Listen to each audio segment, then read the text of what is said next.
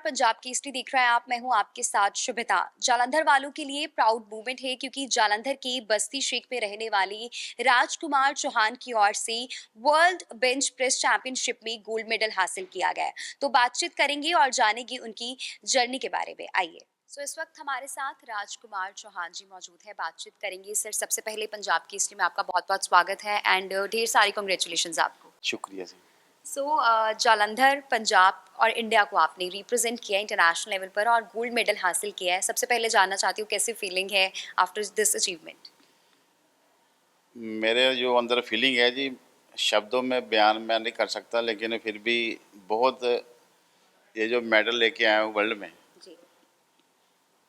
मुझे ऐसा लगता है कि मेरा जो ना जीवन है वो किसी काम आया। कि जब अपने देश का तिरंगा झंडा मैंने अमेरिका में जाके लहराया, बिल्कुल। जब ये मेडल मिला तो मुझे बहुत गर्व महसूस हुआ। So world bench press championship, हमें इस चैंपियनशिप के बारे में बताइए कि कैसे यहाँ पर इस चैंपियनशिप में इंडिविजुअली या किस तरह से शॉर्ट लिस्टेड किया जाता है। पूरे के पूरे इस फेडरेशन के बारे में भी जानकारी दीजिए। देखिए मैडम, ये 100% रहा इंटरनेशनल फेडरेशन है पावर लिफ्टिंग की। ये 43वां इनका कंपटीशन था, वर्ल्ड चैम्पियनशिप। इसमें 30 कंट्री लगभग हिस्सा लेती है और इंडिया की तरफ से जो सेलेक्ट किए जाते हैं, जो नेशनल में गोल्ड मेडल हासिल करते हैं, वो चुन के जाते हैं वहाँ पे।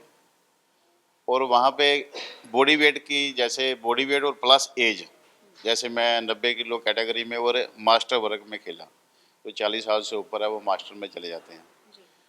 उसमें अलग अलग कंट्री से आए सभी जो खिलाड़ी होते हैं, जो उसमें ज़्यादा वज़न उठाएगा वो चुना जाएगा। जिसने ज़्यादा वज़न उठाया, एक नंबर पे गोल्ड आएगा, फिर सिल्वर आएगा, फिर कांस्य पदक आएगा। जी। यहाँ पर शुरुआत में आपने कहा था कि आपके लिए ये अचीवमेंट बहुत ही मायने रखती है, आपकी लाइफ की ये अचीवमेंट जो है। मैं जानना चाहती हूँ, थोड़ा आप अपने बारे में बताइए कि इस तरह से जालंधर में क्या क्या आपका पैशन था ये, या इसको कंटिन्यू करते हैं या कुछ और बिजनेस?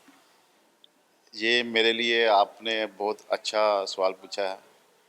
हमारे बस्ती शेख में, जहाँ पे हमारा जन्म हुआ, बस्ती शेख जलंधर, वहाँ पे ना मंदिर है कि शिव मंदिर पहाड़ी वाला। हमारे पिताजी स्वर्गीय श्री पृथ्वीराज चौहान जी, वो भी अपने ज़माने में प्लेयर थे। तो सबसे पहले जलंधर में, जब पहले ना लोग वो पत्थर उठाते थे, डंड बैठ कर मारते थे, देसी एक्सरसाइज करते थे। जब ये वेट का सामान आया ना, सबसे पहले जलंधर में 3 जगह आया। 1964 की बात है। एक आया शिव मंदिर पहाड़ी वाला में, एक आया स्पोर्ट्स कॉलेज में, एक आया नाथा दे बगीची जो। तो शिव मंदिर पहाड़ी वाले में जब से वो सामान आया, तब से आसपास के लोग वहाँ पे एक्सरसाइज करने जाने लगे। और बिल्कुल फ्री में था, व्यायामशाला का कभी पैसा नहीं लिया।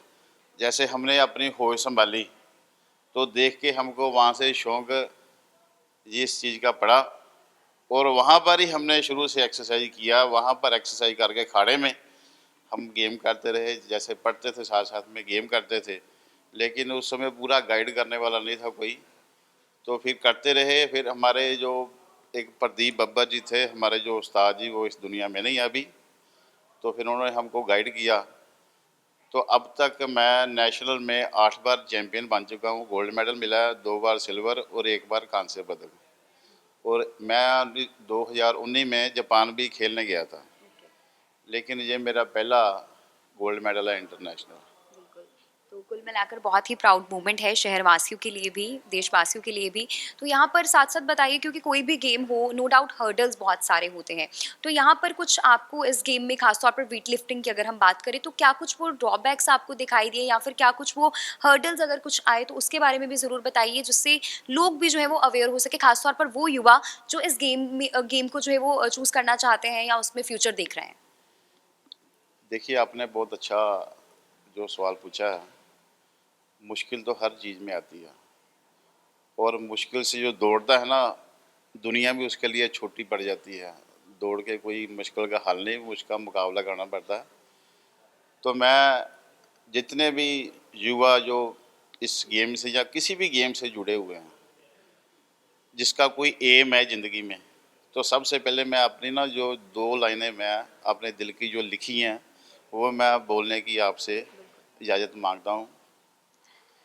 ज़िंदा रहेंगे जब तक भी हम, ज़िंदा रहेंगे जब तक भी हम, मेहनत करना नहीं छोड़ेंगे। छूट जाए साँस तो क्या, पर आस नहीं कभी छोड़ेंगे। जीवन के आखिरी दम तक हम चलना नहीं छोड़ेंगे। जो देखे हैं सपने, उसे पूरा करके ही छोड़ेंगे। जिसने सपने देखे हैं, जिसने पूरा करना है, वो मुश्किल से मुकाबला करना पड़ेगा और हर्डल पार करनी पड़ेगी, तभी वो अपनी मंजिल तक पहुंच सकता है। तो सबसे पहले इसमें दिक्कत ये आती है कि कोई भी एसोसिएशन पूरे अपने हिंदुस्तान में, पूरे वर्ल्ड के अंदर खिलाड़ी को कुछ नहीं देती। खिलाड़ी को मेहनत भी खुद करनी है और पैसा भी अपनी जेब से लगाना पड़ता है और कोई भी स्पॉन्सर नहीं मिलता। जैसे बड़ी बड़ी कोई स्पोर्ट्स की इंडस्ट्री भी है, कुछ चुनिंदा गेमों को ही प्रमोट करती है, पर हमारी गेम को कोई भी प्रमोट नहीं करता। तो एक तो बात ये है।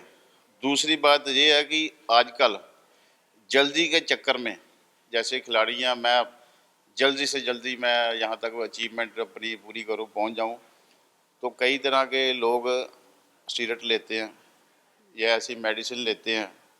तो मैं उनसे हाथ जोड़कर यही प्रार्थना करता हूँ कि वो इन चीज़ों से दूर रहें, क्योंकि ज़िंदगी सबसे कीमती है। और कई आपने अखबारों में पढ़ा होगा, कई नौजवान जिम जाने वाले छोटी उम्र में ये चीज़ों का शिकार होकर अपनी जान से हाथ गवा बैठते हैं। तो नेचुरल गेम करो, ये नेचुरल है, 100% रहा है। इसमें कोई भी पार्टिसिपेट जो करता है, वो कोई भी ड्रग नहीं लेता या ऐसा स्टीरॉयड नहीं लेता, बिल्कुल नेचुरल गेम करता है। जी। सो यहाँ पर अब आपने गोल्ड मेडल जीत लिया है, तो आगे आपके फ्यूचर प्लान्स क्या हैं और क्या कंटिन्यूटी आप की रहेगी इस गेम में? मेरा अपना प्लान और मेरे साथी बहुत से, जैसे इंडिया में अलग अलग स्टेट में और यहाँ पर भी हमारे जो साथी हैं, जैसे हमारी कोई सोच है एक कि हमने तो जो करना था वो कर लिया, हम ऐसा काम करें कि आने वाली जनरेशन के लिए हम कुछ ऐसा काम करना चाहते हैं। जैसे हमको दिक्कत आई आने वाले समय में प्लेयर को, मान लो हमारे देश में अंदर टैलेंट की कोई कमी नहीं है, जी। बहुत टैलेंट है। कमी है, जो टैलेंट है ना ज़्यादा, या तो वो मीडियम क्लास में है या तो वो निचले वर्ग में है। तो सबसे बड़ी प्रॉब्लम फाइनेंस की आती है, फाइनेंशियल की, पैसे की। तो हम ऐसी एक संस्था तैयार करेंगे कि कोशिश करेंगे कि ज़्यादा से ज़्यादा प्लेयर को हम उनकी सपोर्ट कर सके, उनकी हेल्प कर सके, वो तगड़े हो जाएं, अपना नाम रोशन करने के लिए अपने माँ बाप का, अपने देश का मेहनत करें। बाकी स्पोर्ट जहाँ पे दिक्कत आए गेम के अंदर, कोशिश करेंगे हम उनके कोई ना कोई काम आ सके। बहुत बहुत शुक्रिया सर बातचीत के लिए। एक बार फिर से आपको पूरी पंजाब केसरी की टीम की ओर से best wishes. Thank you so much.